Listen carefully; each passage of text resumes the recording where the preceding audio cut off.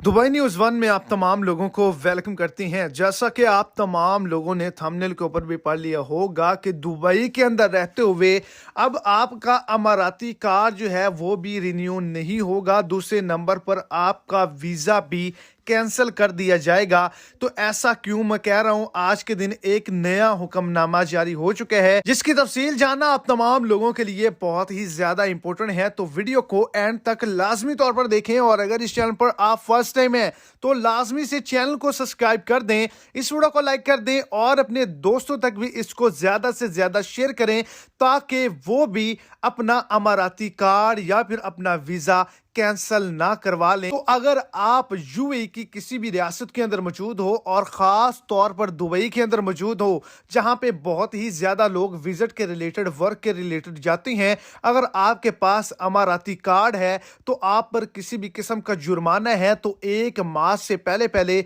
आपने उस जुर्माने को मुकम्मल तौर पे खत्म करवाना है, नहीं तो आपकी आईडी खत्म कर दी जाएगी, आपका वीजा कैंसिल कर दिया जाएगा।